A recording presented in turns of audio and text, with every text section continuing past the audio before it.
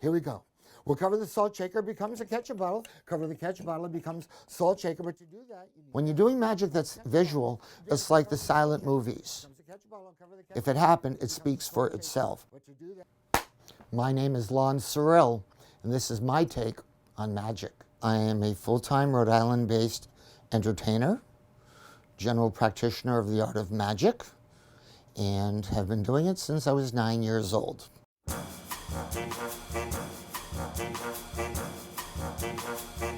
I think the first magician we all get introduced to is Harry Houdini. Back in 1926, the last time Houdini appeared in Providence, he was performing at the Providence Opera House. And Houdini, in order to promote his appearances, would hang upside down by his ankles and wriggle out of a straitjacket.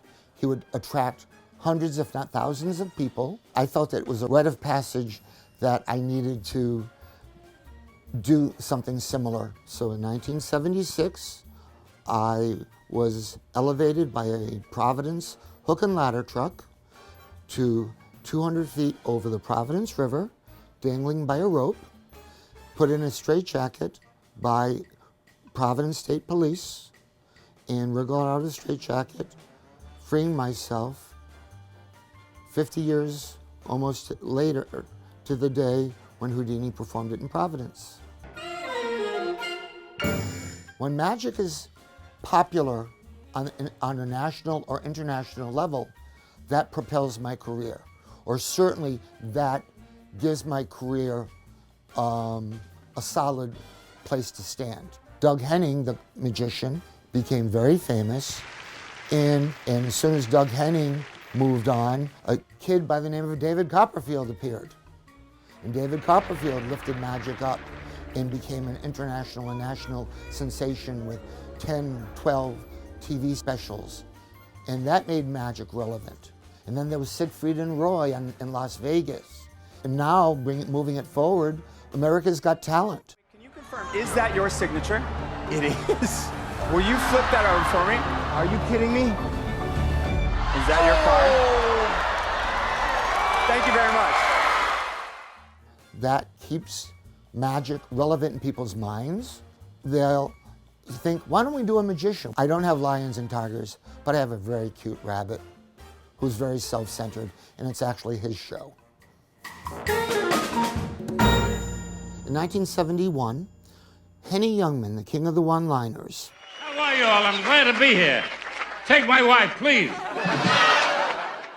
Henny Youngman was a master of ceremonies at a magician's conference. So I went up with a few other people and met Henny Youngman, and he must have seen something in my eyes or my enthusiasm.